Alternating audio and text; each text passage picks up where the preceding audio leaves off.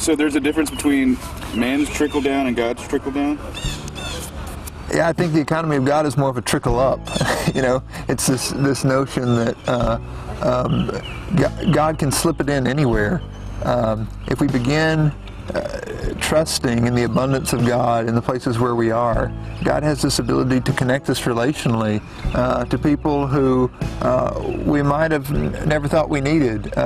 We may have only thought of them as needy people before, and now all of a sudden they're brothers and sisters, and we realize they have things to offer us and we have things to offer them. And what's happening is we're being sort of woven together into the beloved community of God's family.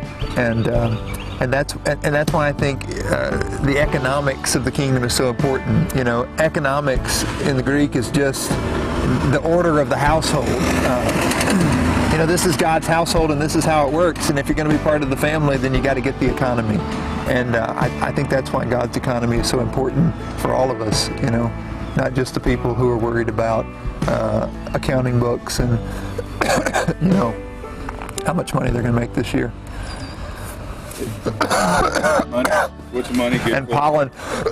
Pollen's good for nothing because you can't even talk. Pollen's good for nothing, like money? Is money good for nothing? Money, Jesus said, use money to make friends, because that's about all it's good for. Money. I think. It's incredible the power we sort of give to money. You take a piece of paper, it's just some smashed out pulpwood. You have the government print a picture on it, and put the pyramid on there. The pyramid as a confession that this is a pyramid system, all the way down. But then also slapping God we trust. And all of a sudden it's money.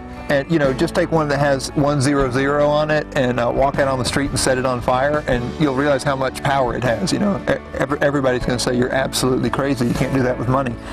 So money has this power, and it's incredible how much it'll grab hold of us. The best analogy I have is the way my 5-year-old thinks about candy.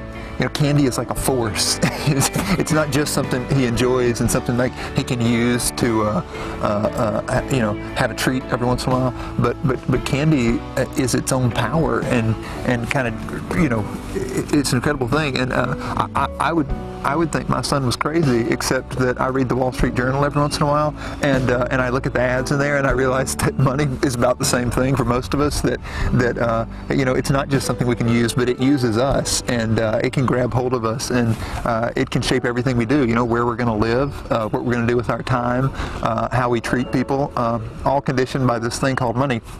And I think what Jesus does with money is kind of knocks it off its pedestal, and doesn't say, scrap it, we can live without it, we'll set up our own barter system or something. But Jesus says you can use money to make friends, because that's all it's good for anyway. So let it lead you into relationship, and those relationships are the things that are going to last, because put your money under your mattress and it can burn up in a house fire. Put it in a bank and it can go down in a market crash. But invest your lives in people, and God can sustain you by His power, and by this weird mix of miracle and mystery that is the church. There are people who can be there for you. That's the kind of stuff that lasts forever.